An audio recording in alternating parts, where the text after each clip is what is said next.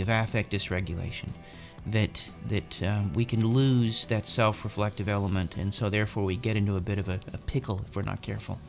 When it comes to things like, and this doesn't, I mean, applies to ethics, period. You know, Right. all ethical guidelines are there for a reason. They're supposed to, you know, Right. they're supposed to. In fact, one of the things that makes aspirational ethics is important is because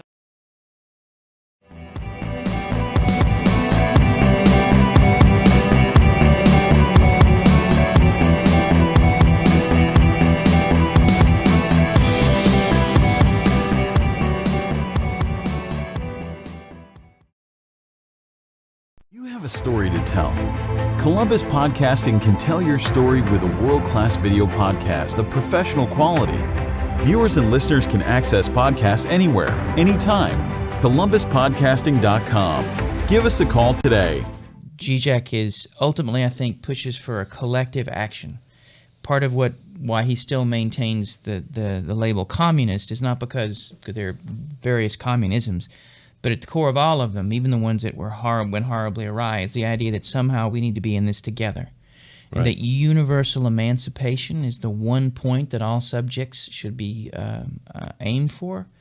And so if these rules, they may focus on individual emancipation, but they may take us away from a universal emancipatory stance. And so he may have some conflict over that. Like, we have to be careful that we don't allow ourselves to be merely individuals, and that we are not thinking about the universal struggle for all of us to be able to experience a level of life that is really only afforded to people in the first world. So, Right. you know.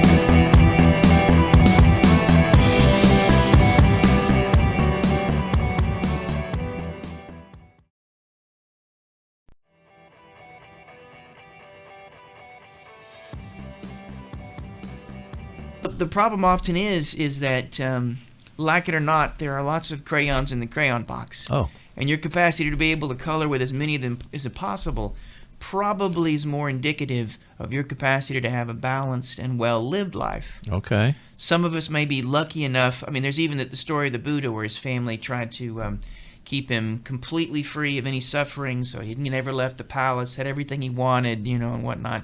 Right. So that there's even in the myth or the story, the fable. Kind of like is a that parenting style a little bit there for some. But they yeah, gave him everything. Right. But still, suffering found a way to find him, you know. And I think, and the goal would be, how does one become better and better equipped to deal with the natural emotional contingencies that come with just life? And as you may know this, the feelings that you have when you're 18 can be different than the feelings you have when you're 50. Mm-hmm. And so it is an ever-changing landscape. And so it's never something we can completely solve, because there's always something shifting, both broadly and narrowly. And so our goal is, how do we find a way to be able to live with the things that we're continually given? And a big chunk of that is some degree of suffering. And nothing could make you suffer more if you think you're supposed to be living the life you see in a truck commercial. Right. Well, I was almost thinking of just about any commercial these days. When it's medicine, you have a terrible medical problem, but people are sort of bounding through the wheat field with the sun shining, and everybody's happy, and all the models. That's your idea of what life would be. You are going to be, at best, frustrated by what you're going to receive. At worst, devastated by the fact that it may be like that. It didn't fix it. And it may be like that at moments. There are moments of pure joy and exultation that come from just, you know, there are. Who They're there. Let's go with But- a couple of those. How about that? Well, they I think usually involve drugs. I'm just saying. well, the marketing problem I think we're coming up against that it's been painted at almost anything you're trying to sell on the television or any media platform. It's got all these wonderful happy moments and people smiling and talking, and everything is happy in that regard, and you can sell more products. So we may be just victims of this commercialism, and as you've talked about earlier. Well, how we may be victimized in ways, it may keep us further from the sort of skills and investment in our life that may be necessary for us to have some level of at least temporary contentment and to grow. Before I was going to bed last night, I was reading Roger Scruton. Anybody here a Roger Scruton fan? No, sorry. He was probably the foremost conservative thinker, certainly in philosophy and in a number of things. And as you know, I'm a commie lefty. But I've long ago. Studio. Yes, good, yeah. Okay. But long ago, I said to myself, I can only be a comedy. That's a Was a good. that's a Freudian slip. There we go. I could only be a commie lefty if at least 10% of the books I read had to be completely opposite of what I believe. Okay. And quickly I found that some of those made me want to jump out a window. But I found people like Scruton and folks like that who I may disagree with them, but they can articulate and they can challenge me to think in some ways. And so I've read a good bit of Scruton. Oh, my And, friend, that is. I'm glad you had that balance there. But there are people who have never heard the opposite of their beliefs. They never heard any contradictions to the other side, and it seems to be in this. Dr. Hackett and I talked about earlier this notion of this have and have-nots and the differences and the political differences and the siding.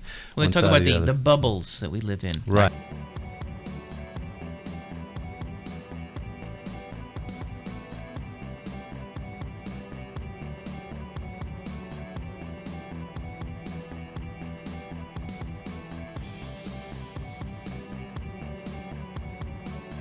You have a story to tell. Columbus Podcasting can tell your story with a world-class video podcast of professional quality. Viewers and listeners can access podcasts anywhere, anytime. ColumbusPodcasting.com. Give us a call today. I think too that there's emotion that are connected with music, and it's sort of a feeling that you have connected to, well, not only the music itself, but the event that you're at or the situation. You see them in concert as opposed to at home. Right. With headphones on at 2 a.m. As a teenager, that was sort of those headphone moments. You would sort of. I remember hearing. There's a band called the Jesus and Mary Chain, and their music sounds. Jeff, a little, did you just say yes? You have that collection? At No, home? I don't have that Okay, collection, all right, but I that was remember a- them. I remember them. Yes. All right. and it sounds a little like if you cross the Beach Boys with a chainsaw. No. Okay. So- that happens. So there's these sort of like there are these sort of Beach Boy-esque, Beatle-esque melodies buried under just layers of feedback. It's like Right. It's like Right, yeah. it's and so there's a song they have called "You'll Never Understand Me." I remember as a teenager listening to that. You're right. No Sounds one's true. ever gonna Sounds understand Nobody me. That's will. right. And it And was that was the point, man. It was like, and I saw them. I've seen them in concert a couple of times, and first time I saw them at in Knoxville, Tennessee, in 1990. Okay. And I guess I was. There's a memory right Yeah. there for you. All right. I guess I was 19 when I Okay. saw them, maybe 20, and so they come into the Knoxville Theater, and the opening band was Nine Inch Nails. And so it was Yeah. already a little raucous because the lead singer, Trent Reznor of Nine Inch Nails, grabbed the guitarist by the hair and started dragging him around the stage. And we are not in Kansas anymore. we're out there now. But when the Jesus and Mary Chain came on, first off, before they came on, the whole venue filled with smoke. I'm like, what is this? And suddenly I noticed that they were turning all the lights like toward us. And so when they came on, Well, first off, before they came on, You were they blinded. You couldn't see, well, right? All right, that was about to happen. They played a video of a song that I'd never heard from them, and they played. I was like, why are they playing a video before they come on? And then the song goes off, smoke rolls in, and suddenly the lights start going in your eyes, so you can't see. You're being disoriented, and the band is just a wall of feedback. You can't tell when the next song begins or ends, and they don't speak. The lead singer sort of just draped over the and he's and it's just whatever, and they only played for like 30 minutes. Right. and at one point I sort of just turn and see what everybody's doing, and everybody's got their mouths open. They're going, my God, what is this? And some people are scared. Happening. And then suddenly it stops, and somehow the smoke is gone, and they disappeared, and we all just sort of filed numbly out of the theater. That was it. What was Concert that? over. And then I remember, my girlfriend at the time, and she was like, "Oh, that was horrible. What was that?" And I thought to myself, that is the greatest thing I've ever seen. That was literally, it was like, wow, that was perfect. That's yes. Okay. And you knew she wasn't for you. And she wasn't. Yeah. That didn't last long, did Because it? my wife actually has seen them twice with me, and she's a Mary Chain fan. So that is a there's a point there. That's a compatibility factor. Though I there. will This say is not a personality they seem thing. to have learned how to play instruments in the time Since then. time. Yes. Or maybe because they're even though the feedback is still there is they're They moved the guitars away from the speakers. there so was. that, And when I say feedback, I mean ear piercing, not Oh, yeah. like this shrill, like a dentist drill.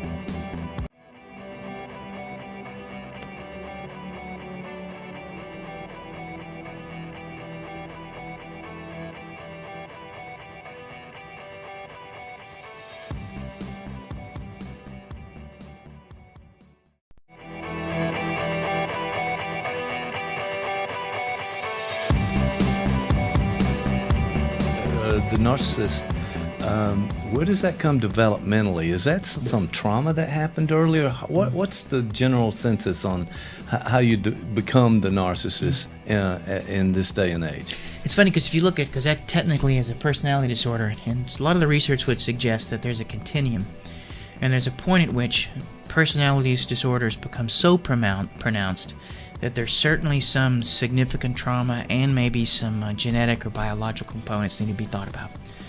But from Kohut's perspective, narcissism, and even some of the other thinkers in psychoanalytic thought like Kernberg and whatnot, there is some sort of developmental trauma. There is something that the individual didn't get, and you can think of it this way. Narcissism is a solution to a developmental trauma. They have adapted and become the best they could be to be able to navigate and negotiate some very difficult points early in their life, and they get stuck with it. So Freud called it making the best of a bad job. That's kind of what it would be. Mm-hmm. And Kohut would say that all of us began as a reflection in our mother's eye. So we have to find mirrors in our life to reflect back to parts of us that we can begin to own and integrate as self. Okay, so this person is really trying to do the best they can with what they have at this point. On the other hand, back to selfishness, that's a big component of the narcissistic. I have to be the center of attention. Mm-hmm. Everything has to go my way. I won't tolerate anybody else being better. Mm-hmm. I can't accept any help in some ways. And so I think a lot of that is about self sort of just really blown out of proportion, like you talked about the pufferfish, but that's exactly what happens. It goes way beyond what a normal person in a relationship could tolerate if you're the other person, for example. I like what you said that, because if we think about if there's such a thing as healthy, which would be me. Right, got it. that several people, including both my wife and my mom, would disagree. Yeah, there's a long list. I could give you a Hey, longer probably, list that's if you'd right, like, yeah. but that's Everybody okay. knows It's fine. me. But We're- God, he's also like, Again, they're going like, you're doing time. the best you can. Okay. But there is, what I like about Coet is, Coet says that there is a healthy form of narcissism, that we do have to find ways to aggrandize, to puffer fish at times. And so there is a window of narcissistic behavior that could be acceptable, that would be okay. You don't get stuck. Like you can think if you come home and it's been a long day and your wife says, hey, you forgot to take the trash out again, and now this is the third week in a row the trash is built up. And you suddenly may feel, a sense of, I suck, I'm a lousy husband, once again. And maybe there's a lot of things during the day that made you give that feeling. At that moment, you might puffer fish. You might be able to say, and you might do it immediately, or you might find yourself telling your wife how many people today complimented you on your shoes. Right. And all of those are... Anything that sort of move away. But it also generates, and we do that. And one of the things that when I work with mental health professionals, when we talk about narcissism, I often ask them as part of to look for after we talk about this, when they're hanging out with friends, hanging out with family, look at the way the people around them manage narcissistic injury. And if somebody comes and sits down and starts telling everybody about the trip to Greece that they have planned and how great it's going to be, some people will receive that with no problem at all, but you'll see some of them are like, there'll be envy into the room. And you can literally see how a group of people navigate this impingement. And not pathologically. I mean, I guess it's possible if somebody gets a fork in the eye, or Right. if you suddenly call someone a whore and throw a chair, something like that can happen. Right. But You could never know when I things call gonna that break Thanksgiving out. in my house. That's what it sounds like. But Thanksgiving. I got it. but you Or they can- come back with the idea of I got a better vacation. There you go. than you. Yeah, See? that and kind that's of thing. literally a moment when someone is attempting to moderate and navigate that impingement. And so there are literally, hundreds of impingements that we may incur throughout the day.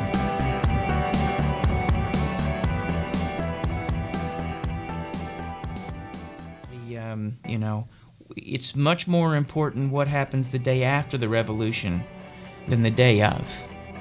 And in some ways that is reflective of what happens in therapy too. When someone comes in and we initiate some sort of change process, there's some sort of movement, some sort of understanding, some sort of skill imparted. It's really the most important thing is what happens next. And I think that's sort of the subtext in all this, and even the paper I want to write. I want to think about what happens next, and how do we ensure that what happens next can be somehow a fidelity or somehow connected in the best possible way to what happened the day before. All right. I like it. It's food for thought. And I don't think we always think that long term necessarily. And maybe we need to. All right. Good conversation, Dan. I guess that's it. That's Boom. a wrap. We'll see you next time.